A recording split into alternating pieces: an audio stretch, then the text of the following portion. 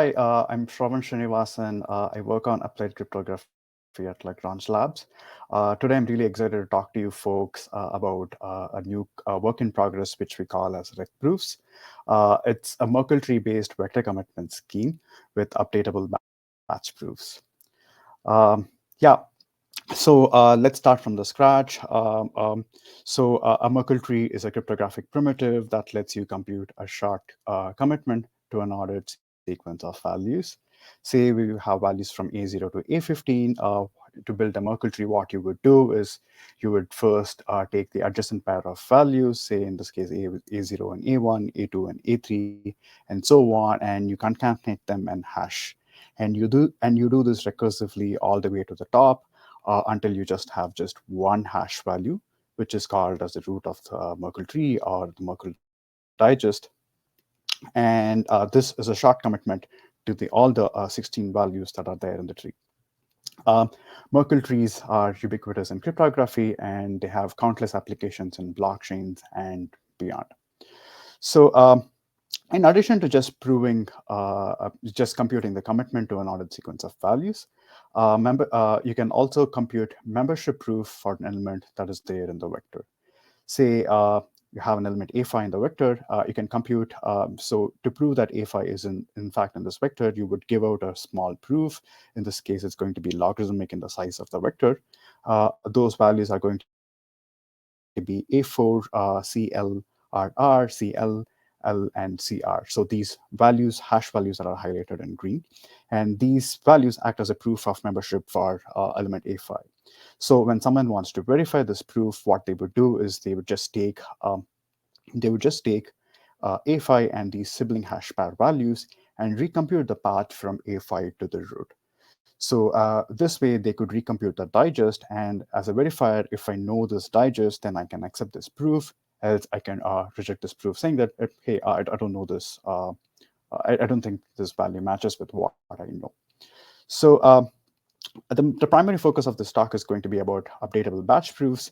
But in order to build up to that, I'm going to show you how to do updates on individual membership proofs, and so that you get a feel for how later batch proofs are updated. So say that an arbitrary element changes. In this example, say A12 changes by some value delta. All you have to do is to just recompute the hash path from A12 to the root, and you just have to see where the proof of A5 intersects with this hash path. So in this example, it's going to intersect at the node highlighted in green and along the path, which is CR. So all you have to just do is just update the CR, and that would give you an updated proof for element A5 and the vector.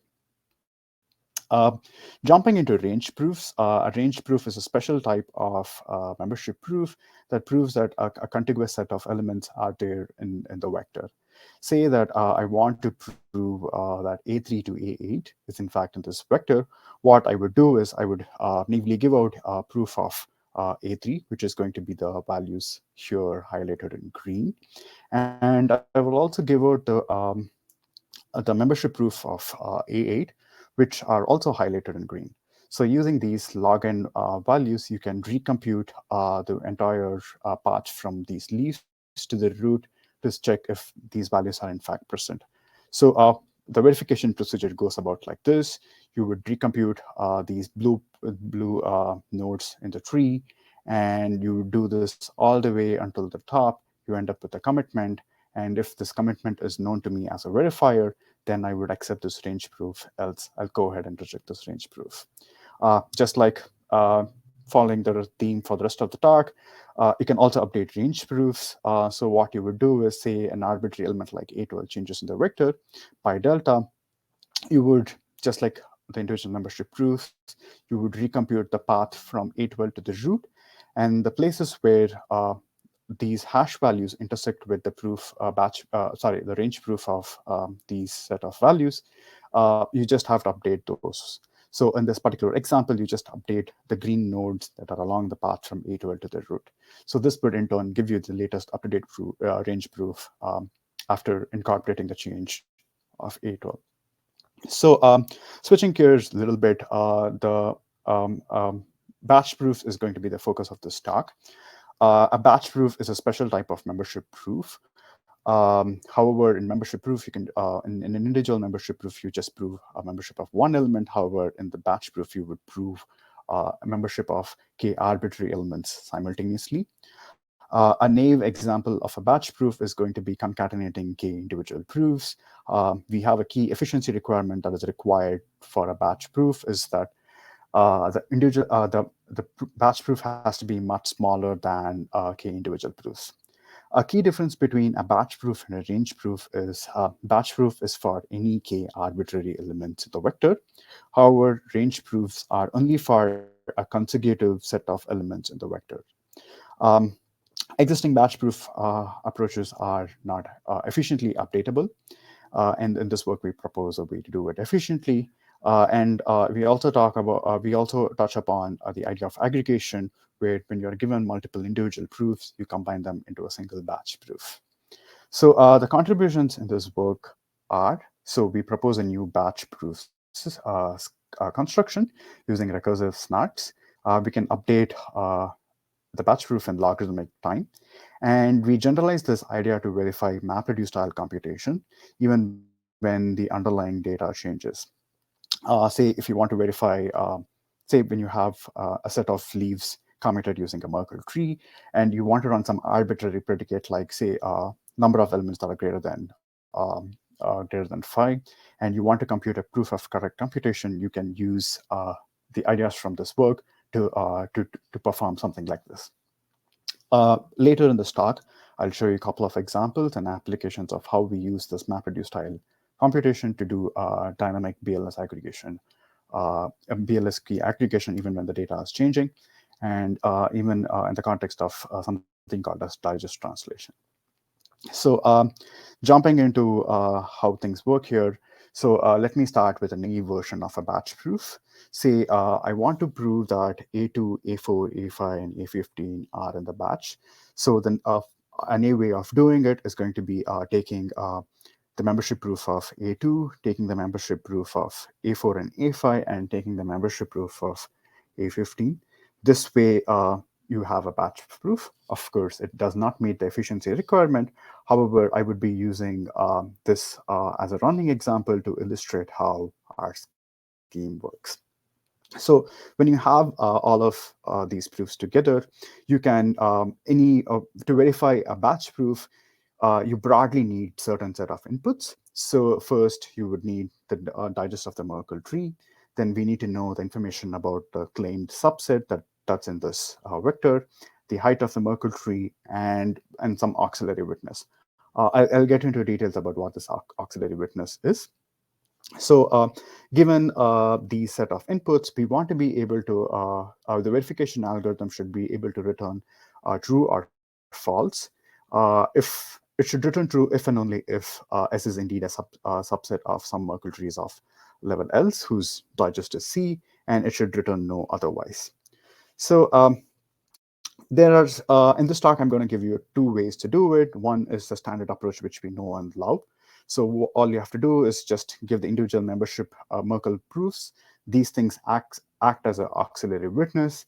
And given the other set of inputs, like the commitment and the set, information about the set, and so on, you can use these values to verify if this is indeed a valid batch proof or not. The second approach, which I'm going to talk about later in this talk,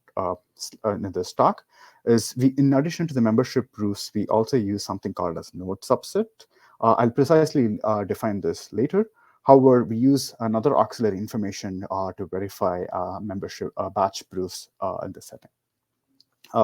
Let me start by giving you an intuition of how standard way is doing it. So you would take the membership proof of A2, you reconstruct the path from A2 to the root and check if this is in fact valid.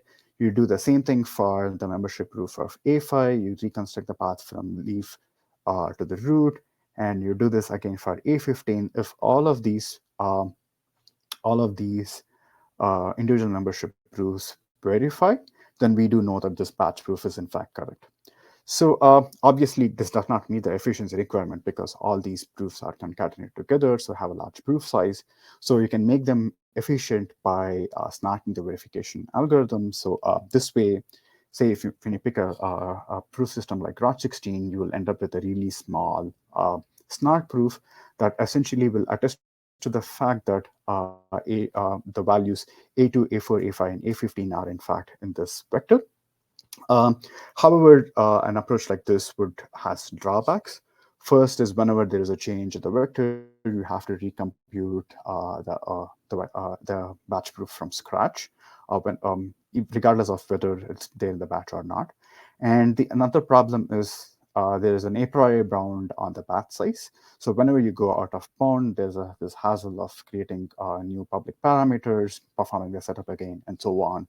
Especially if you use something like ROT16. So jumping into how we verify in our approach, say S is the set of elements in the batch. We define something called as a node subset of for each element, each node we in the Merkle tree. This is defined with respect to the to the set S. So the way it goes is the node subset of is essentially the subset of S in the subtree rooted at V. So I'll show you, illustrate this with an example, but an obvious example of a node subset of the root is the entire set S is in fact the node subset of the root. And in addition to storing the Merkle hashes, we also store these node subset values in the internal nodes of the Merkle tree. So say consider this example, the set is going to be A2 to A15. So and you can see that excuse me, this is an Amber Alert, I'm sorry. Yeah. Getting back into the slides, say that you have a subset S, which is consists of values A2, A4, A5, and A15. The node subset of the root is exactly this whole set. However, the node subset of the right subtree is going to be is just A15. As you can see that A15 is the only element that is there in this subtree rooted at CR, which is also part of the set S. Similarly, if you look at the left subtree, you can see that you don't have A15 because A15 does not belong to the subtree, and A2, A4, and A5 are the only elements of the set S that are in this subtree. We can recursively do this all the way to the bottom, so that you can compute the node subset of all the elements along the way. So to verify in our the batch proof in our scheme, so we would first prune out the nodes that are of interest to us. So in this particular example, what we need is only the paths from the leaf to the root. We only care about these set of paths, and we can prune out the rest.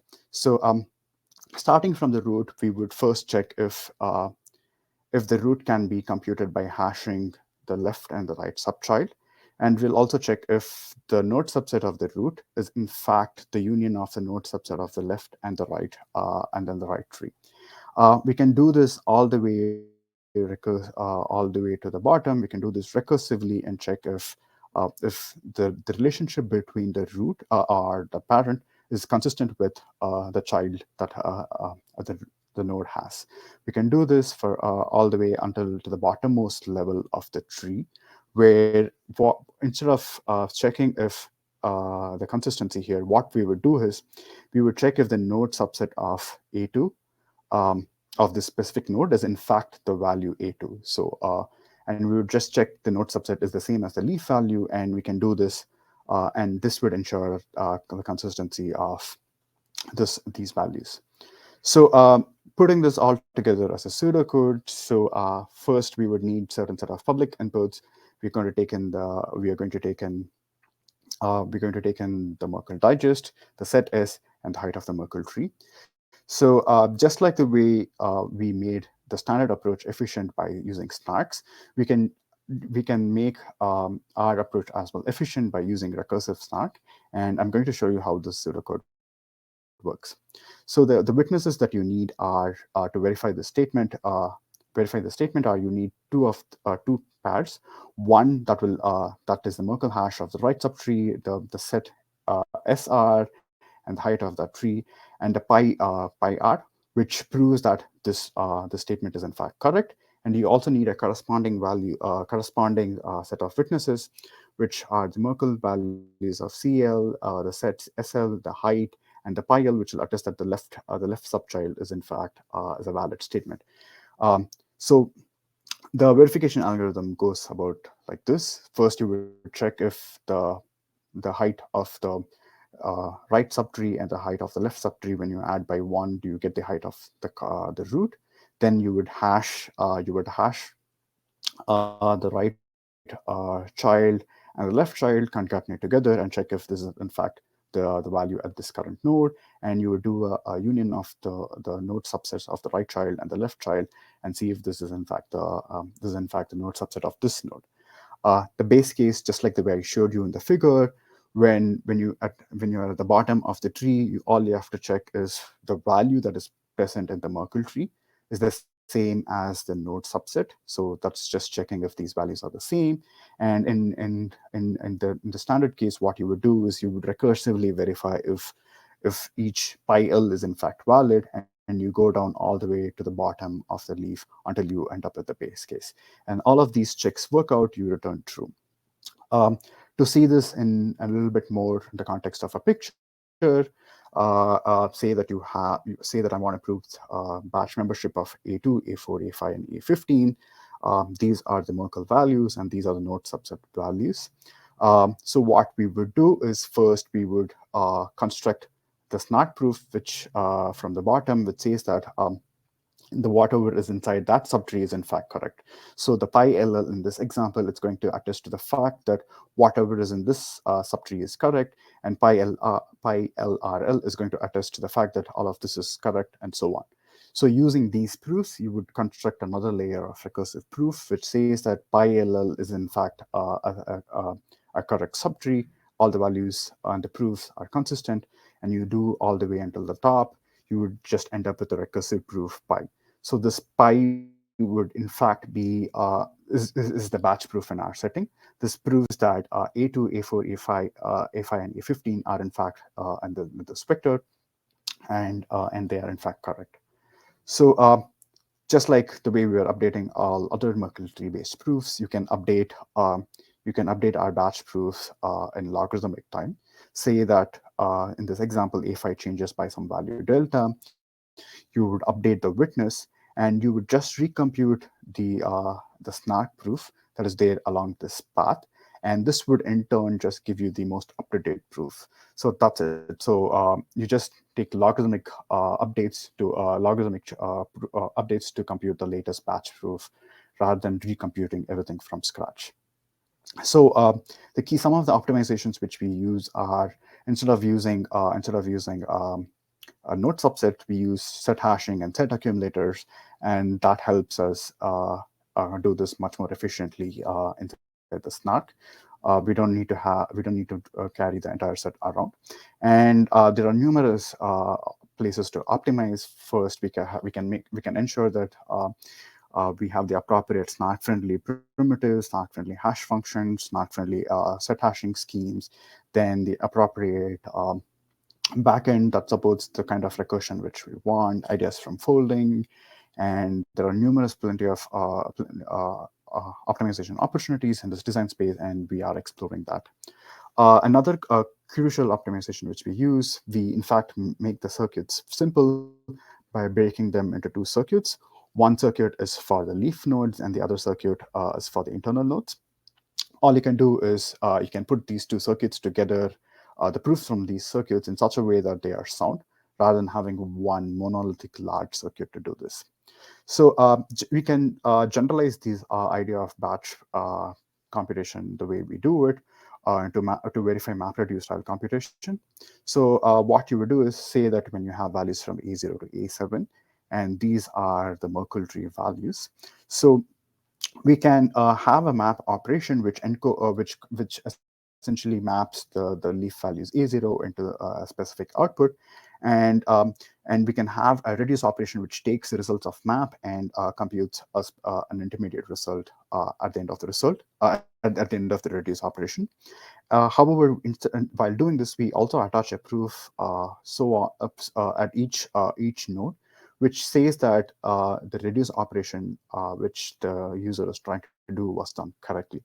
And in the level above, you can take the results from the previous reduce operation and compute a new proof saying that whatever map and reduce operation that has happened in this subtree is in fact correct. And you can do this all the way until the top, where you can end up with the result of the reduced computation, and at the same time a pi proof which attests to the fact that this computation was done correctly. So seeing this in a little bit more with more concrete example, you can do this for computing aggregated BLS keys. Say that you have a smart contract which consists of in-memory slots, and each slot consists of a BLS key. The goal is to compute an aggregated public key of a set of validators that have signed a specific message in this case. And we also want to compute the number of such people, number of such signers in this, so that we can compute whether there are sufficiently many people have signed it and so on. And the key thing to note is between blocks, the person who has signed this message could may not be available in the next one. So this set S could change across blocks. And this problem is useful in emerging applications where you want to prove some threshold of users have signed some specific message. So here is the exact public statement which we're proving.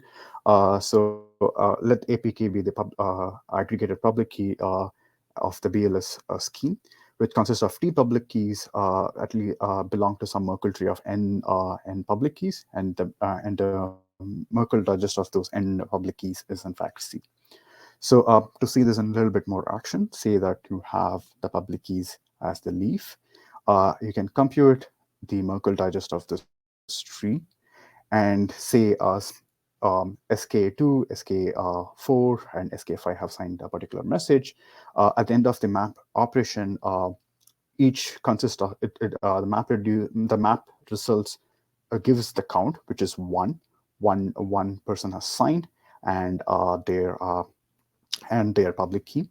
So using this, you can perform reduce operation. In this example, you can see that at the end of the reduce operation here, in this specific subtree, there are two signers, and the product of those two public keys is another value. You can do this, and you can attach this with a pi proof, say, which attests to the fact that everything was done correctly in this subtree. And you can do this all the way to the top by computing the reduce operation, and also computing the snark proof, such that you can end up with the computation, which is in this case three signers have signed this message, and this is the product of the BLS keys. And the small proof pi, in fact, attests to the correctness of this computation. So whenever something changes, you can recompute this in logarithmic time, and this way you can update the proof using rect proofs. Another example which you can consider is, say that there are n values in the vector, and say that you build a Merkle tree based on using hash function like h1, say it's like SHA-256, and let that commitment be c1, and you build another Merkle digest c2 using a different hash function like Poseidon on the same set of data. You want to prove that these two commitments were computed using the same n values. This specific application is useful in rollups, where it might be expensive to verify a SHA-256 inclusion proof. However, a Poseidon-based proof would be easier to verify. You can simply give a proof that says that these two commitments were computed using the same set of data. So to see the public statement in a little bit more clarity, say you have Merkle digest C1 and C2 computed using hash functions H1 and H2 respectively. We want to prove that these were computed using the same n values in the same order. So the map operation, so just like the way we first build, just like the BLS example, we're going to build the Merkle tree using the hash function h1, and we can use the map operator, and it's going to be just an identity operator. It's going to A0 is going to be just be A0, and so on. And these values go through reduce, where the reduce operation essentially takes the two childs and two childs of the parent, and concatenate them, then hash them. And you can do this all the way to the top, while attaching a snark proof that says that the subtree was the computation of the subtree was done correctly. This way, you would end up with a single snark proof at the top, which says that C1 and C2 were computed using the same set of values A0 to A7. So we performed a preliminary evaluation of RIC proofs. We implemented it using Plonky2, and we observed that there is scope to distribute the proof computation, and we observed that you can have 3.4x to 10x faster than standard version of RIC proofs. Our proof sizes are slightly large. It's around 45 KB. It's just a single Plonky2 proof. For Merkle tree height of 29 and subset size of 2 raised to 14, we observe that our aggregation, in fact, is slower than Merkle snarks. So by Merkle snarks, I mean the standard approach which I mentioned using ROT16. This is the price which we pay for having updatable property. However, our verification is around 40 milliseconds, and it's roughly 40x faster than Merkle snarks. But we can update batch proofs in 35 seconds. It's 43x faster than the standard baseline approach, and even it can be all the way up to 135 times faster whenever you have to perform the setup again to update the batch size in the Merkle snarks. So here is the URL to find the link of the paper, and yeah, thanks for listening.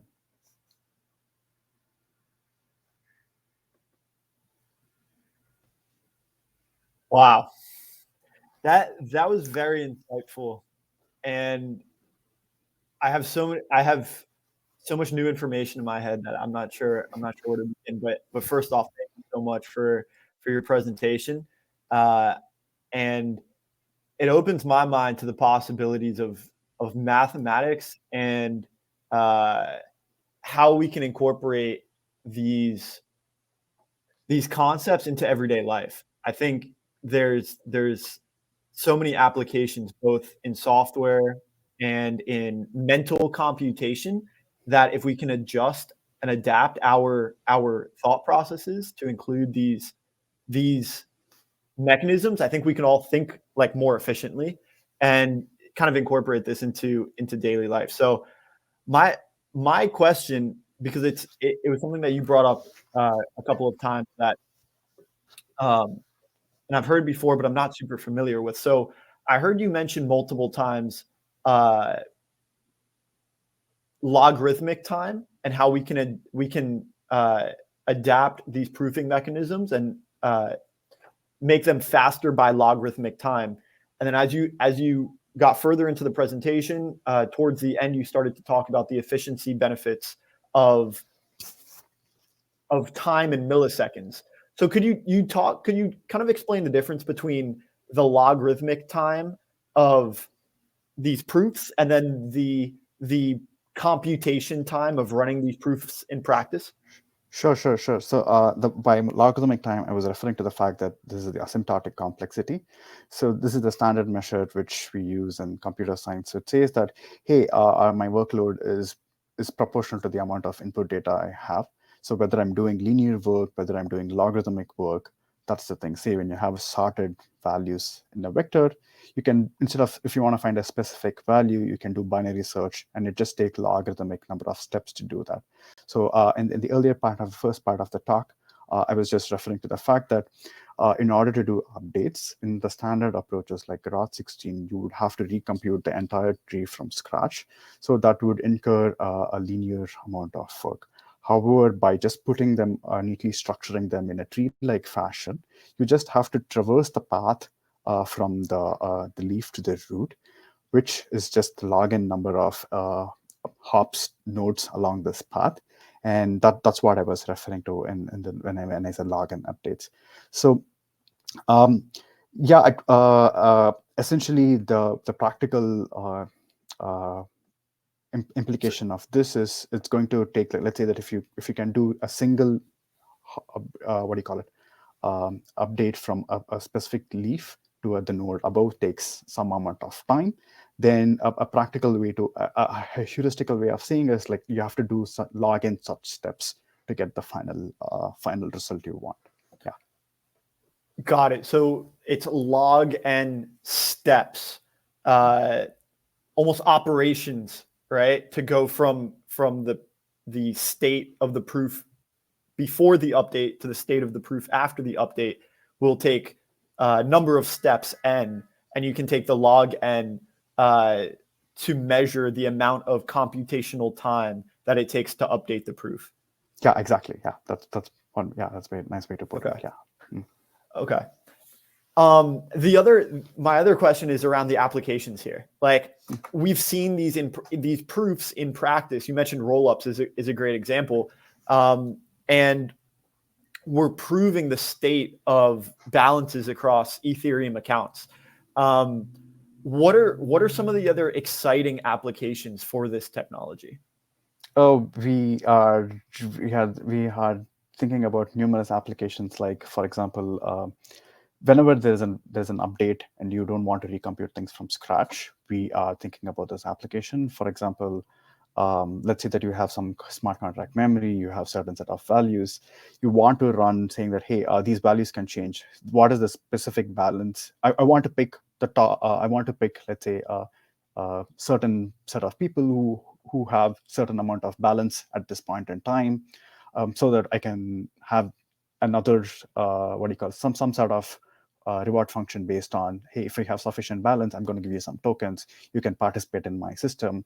So those are such ways to think about one such way to think about the applications of what I'm talking about.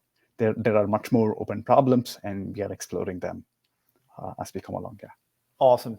And I'm also curious about the inputs, because we have hashing functions. There's so many types of blockchain architectures nowadays. So we have SHA-256 hashing algorithm in Bitcoin.